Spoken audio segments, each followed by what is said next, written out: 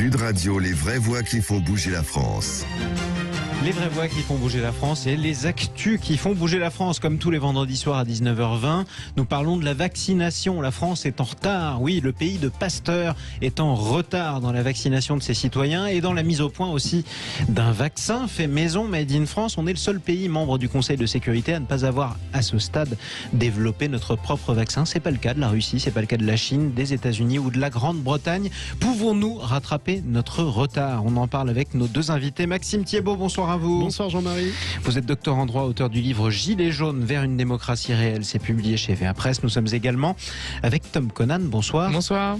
Vous êtes artiste, écrivain et auteur du livre Radical. C'est publié chez Albin Michel. La France en est à peu près, c'est assez difficile d'avoir le chiffre officiel, celui qui est le plus fiable, autour de 250 000 personnes vaccinées depuis globalement la fin de l'année. Bon. C'est un rattrapage assez important par rapport aux quelques dizaines malheureuses personnes qui étaient chaque jour au début, depuis Morissette, vaccinées en France. Ça va beaucoup plus vite, mais ça a été compliqué. Est-ce que la France peut le rattraper, ce retard, déjà en vaccinant sa population? Maxime Thiebaud. Il le faudra bien, parce qu'on va quand même pas nous laisser dans cette situation de couvre-feu, de confinement, de je ne sais quoi, éternellement. Il y a bien un moment, il va falloir relancer ce pays. Alors ça, c'est le vœu pieux. Donc on en a les moyens. Non, oui, je pense. Je pense qu'on a l'infrastructure, qu'on a l'État, qu'on a des moyens qui n'ont pas été déployés, notamment la gendarmerie, notamment l'armée, qui peuvent être de très bons moyens en termes de logistique. L'Italie a fait appel à l'armée. Oui, l'Allemagne aussi, 20 000. Elle a dépassé le million de Ce qui a manqué à la France, c'est une vraie stratégie sur le plan de la logistique. Quand on voit Israël, en fait, ils ont mis en place une personne dont j'ai perdu le nom, mais qui était à la fois un logisticien et qui connaissait le secteur médical. Donc, puis c'est un pays qui est très fort dans la réaction, donc il était très rapide. Mais et honnêtement, non, mais ce que je trouve étonnant, moi, honnêtement, c'était qu'on avait quand même plutôt tendance à être les mieux-disants s'agissant des restrictions. On n'était quand même pas, en tout cas, le dernier des pays européens, je veux dire, à mettre en place des restrictions de couvre-feu et de confinement dans ce sens-là. Donc, on était plutôt dans un sens, voilà, disons, de prise en compte, de précaution plus ou moins importante, mais plutôt davantage, en tout cas, que les autres pays. Et là, par contre, pour le vaccin, on accuse un retard un peu d'emblée. Moi, ça m'avait quand même pas mal on pas a mal accusé surpris. un retard sur les masques. D'ailleurs, il y a eu l'impression de des mensonges aussi.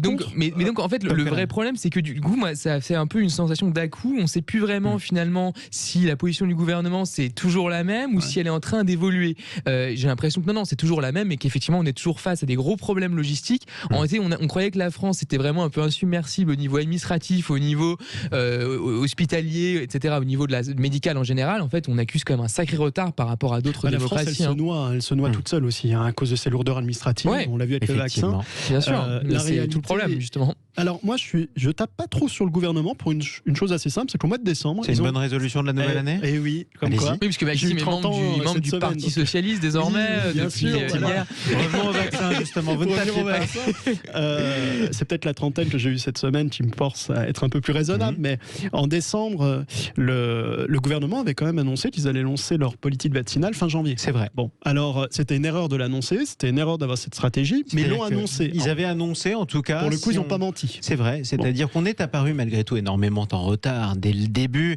Aujourd'hui, je l'ai dit, on est à peu près à 250 000 personnes vaccinées en France. Si vous regardez les États-Unis, 11 millions. Si vous regardez la Chine, 10 millions officiellement, bien que ce soit à prendre avec précaution.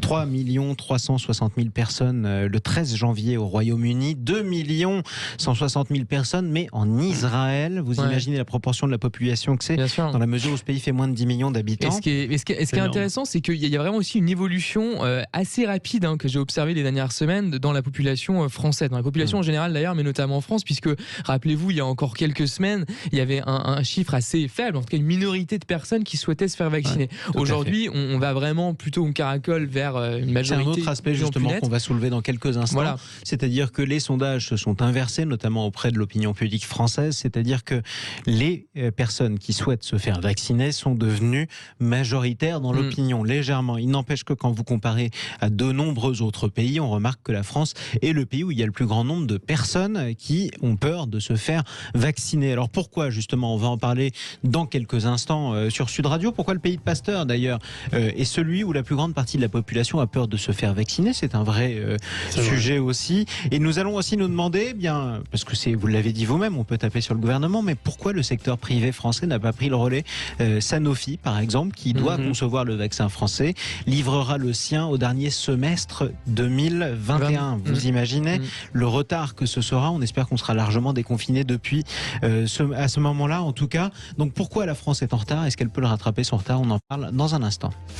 Merci. Sud Radio, les vraies voix qui font bouger la France. Au moins 250 000 Français ont pu se faire vacciner depuis le début de la campagne de vaccination qui avait commencé par la désormais célèbre Morissette. Le gouvernement estime toujours que l'objectif est de vacciner 1 million de Français d'ici la fin du mois de janvier. Vacciner aussi les 15 millions de Français qui sont soit âgés, soit avec des polypathologies et donc à risque face au coronavirus. Vacciner ces 15 millions de Français d'ici le mois de juin. C'est l'objectif martelé par Jean Castex. La France est-elle capable de rattraper son retard par rapport aux autres pays? C'est notre débat avec Tom Conan, artiste, écrivain, et Maxime Thiebaud, élève, avocat, docteur en droit. La France peut-elle rattraper son retard dans la mesure où elle est aussi le seul pays, membre du Conseil de sécurité, à ne pas encore avoir développé son propre vaccin, avec le champion national Sanofi qui est extrêmement en retard et n'aura pas de vaccin à distribuer avant au moins 1 an. Maxime Thiebaud.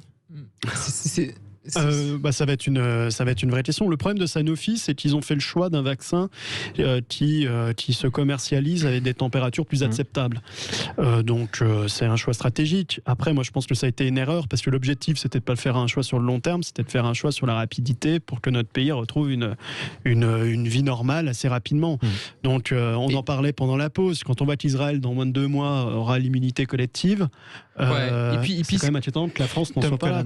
Il y a effectivement cet écart, et puis moi ce que je trouve quand même très regrettable, et ce qui a été mentionné dans un article du Monde aujourd'hui je crois, c'est le fait qu'on pensait que le vaccin, en tout cas c'était présenté comme tel, allait être un bien public mondial, un bien public de l'humanité, c'est-à-dire quelque chose qui sortait un peu du marché, du fait que les États soient ceux qui les commandent, et du fait surtout que tout le monde doive en tout cas y avoir accès d'une manière ou d'une autre sans débourser de sa propre poche, alors qu'en fait qu'on voit, même si effectivement actuellement c'est vraiment les États qui font ce travail-là, mais il y a quand même bien des concurrences entre acteurs privés qui eux-mêmes recherchent le profit, etc. et proposent des différentes versions, ce qui n'est pas forcément une mauvaise chose. Il y a aussi la dynamique concurrentielle elle-même entre les labos. D'un autre côté, il vaut mieux avoir 5 vaccins différents mis au point quand vous voyez qu'il y en a un, par exemple celui de Sanofi, qui ne sera disponible que dans près d'un an, au dernier semestre 2021. Imaginons que le seul vaccin qu'on ait pu mettre au point soit celui qui a pris du retard. C'est vrai, oui, non, mais mais c'est quand même décevant parce que ça donne quand même une impression tout de même d'un retour comme en l'an 40. Voilà, finalement on a l'impression qu'il y avait. Vous auriez voulu que ce soit public et pas privé. Oui, en fait, oui. Le problème, c'est que à un moment donné, il y a quand même une organisation internationale. Il y a des coopérations, je veux dire. Non, mais on sait très bien que c'est des relations de pouvoir. Non, mais l'OMS a été quand même l'un des acteurs principaux dont on a parlé depuis le début de cette crise. L'OMS est financée en partie par des labos, effectivement, mais c'est aussi l'émanation des États et d'organisations supranationales. Oui, mais l'OMS, elle n'a pas un laboratoire qui s'appelle l'OMS.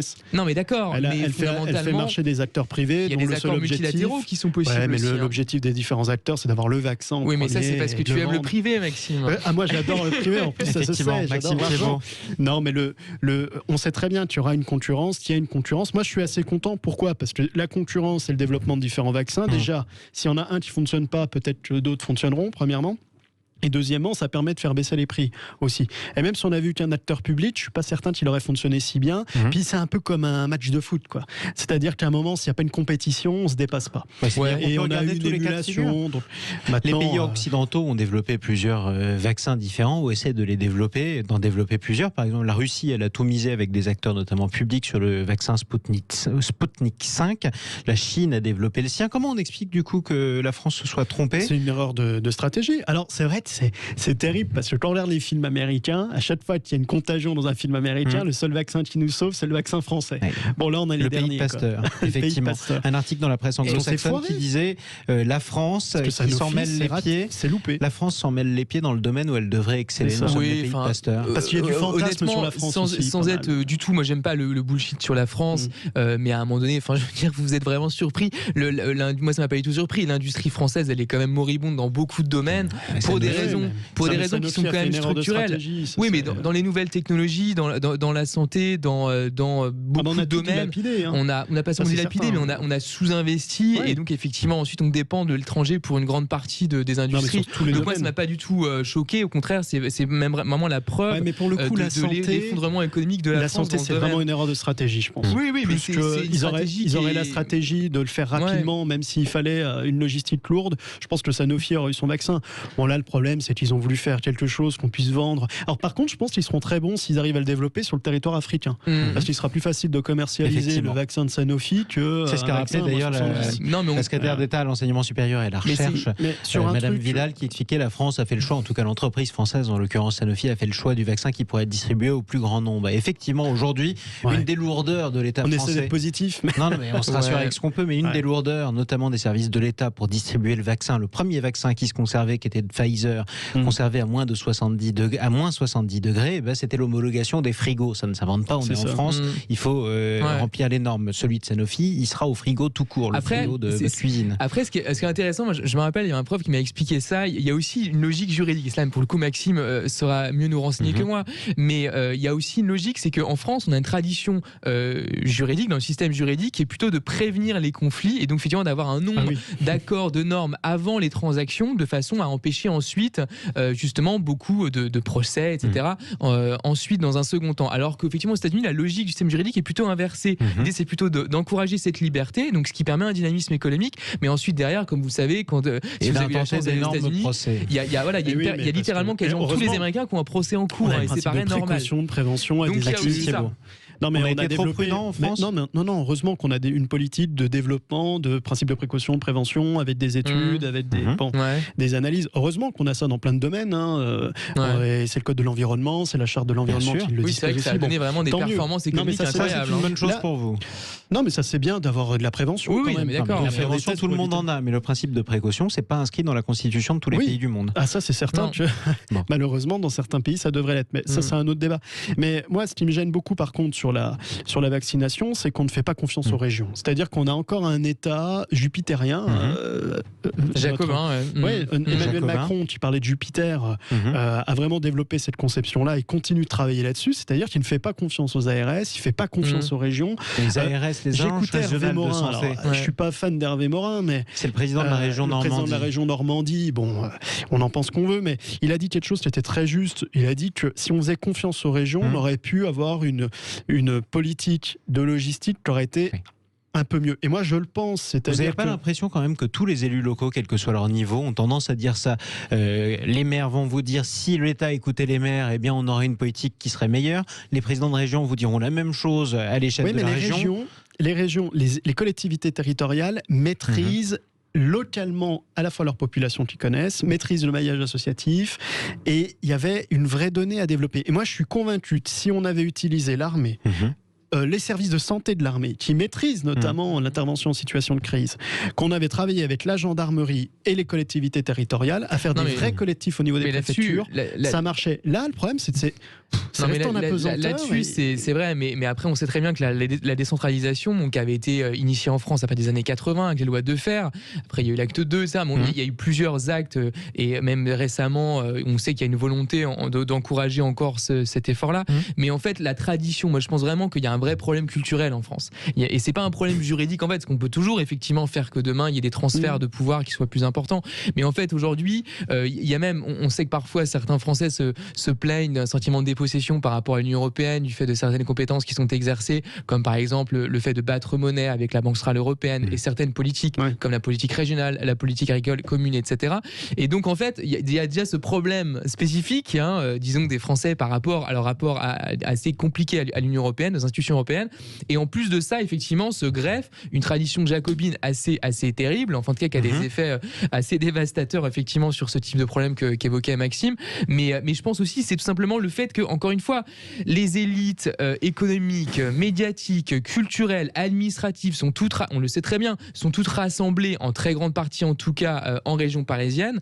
Il n'y a pas du tout eu d'inversion de ce phénomène-là, malgré le développement des métropoles récemment. Donc c'est aussi ça. Ça explique aussi la concentration des décisions et la concentration du pouvoir en France. En tout cas, ce retard de la France dans sa campagne de vaccination par rapport à d'autres pays, ce retard ne va pas s'arranger, puisque à l'instant, le gouvernement annonce une forte baisse des livraisons du seul vaccin qui est disponible en ce moment, c'est le vaccin de Pfizer. Tous les pays européens en avaient commandé. Pfizer a annoncé un retard dans la livraison. La France est fortement impactée aussi.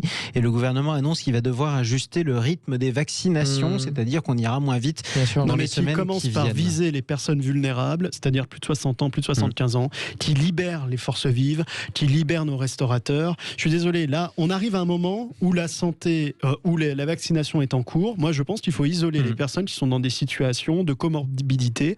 Il faut libérer notre économie. Là, on peut pas laisser le vacciner tout le monde. Vous auriez été en un mot pour la vaccination obligatoire? Ça a été envisagé. Non, je suis contre la vaccination obligatoire parce que quand on oblige les gens, ils veulent pas. Par contre, si on laisse facultative, on verra qu'on préférer être machiavélique et suggestif et leur dire. Mais les Français, c'est comment ils sont. Après, on comprend ce que dit Maxime, en effet. Je veux juste terminer un truc. Il faut ouvrir l'économie française. Oui, mais d'accord. Mais encore une fois, pour vous, la solution, c'est le vaccin. Mais il faut pas oublier que il y a quand même actuellement un risque énorme sur les variants. Vous savez, le variant anglais, le variant sud-africain et peut-être d'autres.